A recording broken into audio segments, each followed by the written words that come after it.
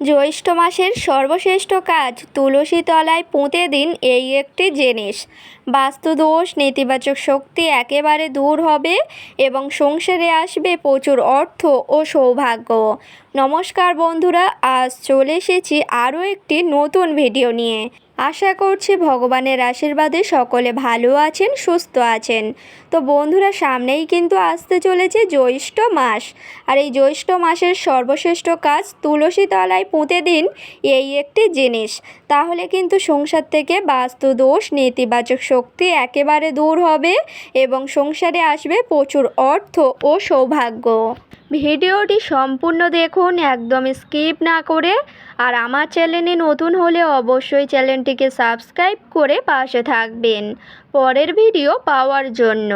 তো সর্বপ্রথম বলি বন্ধুরা, সামনেই কিন্তু আসতে চলেছে জ্যৈষ্ঠ মাস, আর এই জ্যৈষ্ঠ মাসে যদি আপনারা বাড়ির তুলসী তলাতে সন্ধ্যাবেলায় যে কোনো একটি দিন আপনারা যদি সন্ধ্যাবেলায় সন্ধ্যা আরতি করার সময় বাড়ির তুলসী তলাতে পুঁতে দিতে পারেন এই জিনিসটি, তাহলে কিন্তু সংসার থেকে বাস্তু দোষ নেতিবাচক শক্তি একেবারে দূরে চলে যাবে। তার কারণ হচ্ছে জ্যৈষ্ঠ মাস এমন একটি মাস, মা লক্ষ্মীর মাসে যে কোনো একটি দিন দেখে অবশ্যই বৃহস্পতিবার দিনটি এই কাজটি করতে পারলে অত্যন্ত শুভ বলেই মনে করা হয়। ঠিকই শুনেছেন, আপনারা চাইলে জ্যৈষ্ঠ মাসের যে কোনো একটি বৃহস্পতিবারে বাড়ির তুলসী তলায় সন্ধ্যাবেলায় পুঁতে দিতে পারেন এই জিনিসটি, তাহলে কিন্তু বাড়িতে অর্থ ও সৌভাগ্যে ভরে উঠবে। ঠিকই শুনেছেন বন্ধুরা, অবশ্যই করে আপনারা এই জ্যৈষ্ঠ মাস চলাকালীন যে কোনো একটি দিন দেখে বা বৃহস্পতিবার দিন দেখে বাড়ির তুলসী তলাতে পুঁতে দিতে পারেন এই জিনিসটি। মা লক্ষ্মীর আশীর্বাদে সংসারে আসবে অর্থ ও সৌভাগ্য। ঠিকই শুনেছেন, এই কারণে অবশ্যই আপনারা চেষ্টা করবেন জ্যৈষ্ঠ মাসে যে কোনো একটি শুভ দিন দেখে বাড়ির তুলসী তলায় পুঁতে দিতে এই জিনিসটি। দেখবেন বাড়ি থেকে বাস্তুদোষ গৃহদোষ একেবারে দূর হবে এবং অর্থ ও সৌভাগ্য ভরে উঠবে আপনার সংসার। তো এবার বলি বন্ধুরা, আপনারা যদি জ্যৈষ্ঠ মাসের যে কোনো একটি দিন দেখে এই কাজটি করতে চান, তাহলে কিন্তু আপনাদের সর্বপ্রথম যেই কাজগুলি করতে হবে সেটি হচ্ছে আপনারা জ্যৈষ্ঠ মাসের যে কোনো একটি বৃহস্পতিবার দিন দেখে এই কাজটি অবশ্যই করে করুন, দেখবেন বেশি ফলদায়ী পাবেন। তো বন্ধুরা, অবশ্যই করে জ্যৈষ্ঠ মাসের যে কোনো একটি বৃহস্পতিবার দিন দেখে আপনারা অবশ্যই করে কিন্তু চেষ্টা করবেন তাড়াতাড়ি ঘুম থেকে উঠে যাওয়ার। অবশ্যই করে কিন্তু বাড়িতে সবসময় চেষ্টা করবেন তাড়াতাড়ি সূর্যাস্ত হওয়ার সাথে সাথে ঘুম থেকে উঠে যাওয়ার। তার কারণ হচ্ছে গৃহস্থ ঘরবাড়ির জন্য খুবই শুভ বলেই মনে করা হয়। এই জন্য আপনারা সবসময় চেষ্টা করবেন সূর্যোদয় হবে সেই সময় ঘুম থেকে উঠে যাওয়ার। শরীর স্বাস্থ্য তো ভালো থাকবে এবং বাড়ির জন্য খুবই মঙ্গলময় হবে। যে সকল গৃহেতে তাড়াতাড়ি করে ঘুম থেকে ওঠা হয়, বাড়ির কাজকর্ম তাড়াতাড়ি পরিষ্কার পরিচ্ছন্ন করে নেওয়া হয় এবং বাড়ির সদর দরজা যদি সবসময় পরিষ্কার পরিচ্ছন্ন করে রাখা হয়, সেই সকল গৃহেতে কোনো দিন নেতিবাচক শক্তি বা বাস্তু দোষ আসতে পারে না।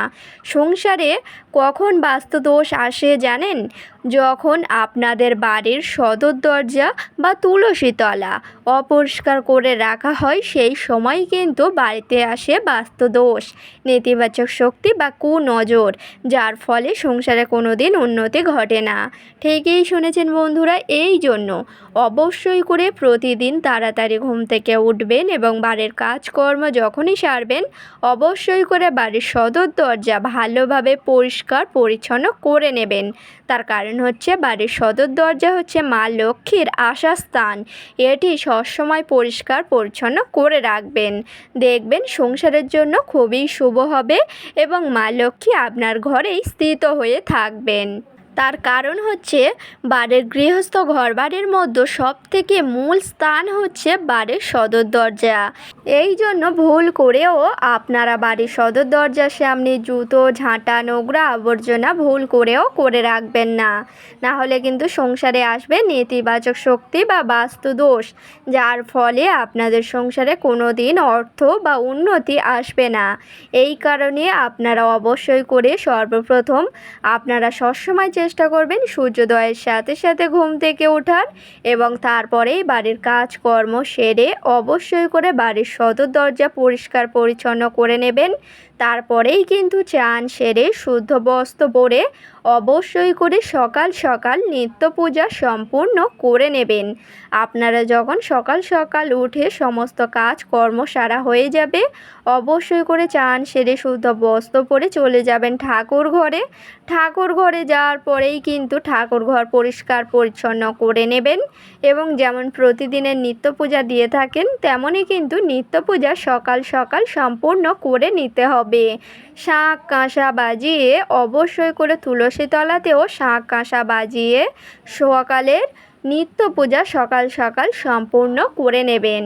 তো বন্ধুরা, আশা করছি বুঝতে পারছেন। অবশ্যই করে গৃহস্থ ঘর বাড়িতে যদি প্রতিদিন তাড়াতাড়ি ঘুম থেকে ওঠা হয়, বাড়ির কাজকর্ম সকাল সকাল পরিষ্কার পরিচ্ছন্ন করে নেওয়া হয় এবং বাড়িতে পূজা পাঠ সবসময় যদি করা হয়, ঠাকুরের আরাধনা সবসময় করা হয়, তাহলে কিন্তু সংসারের জন্য খুবই মঙ্গলময়।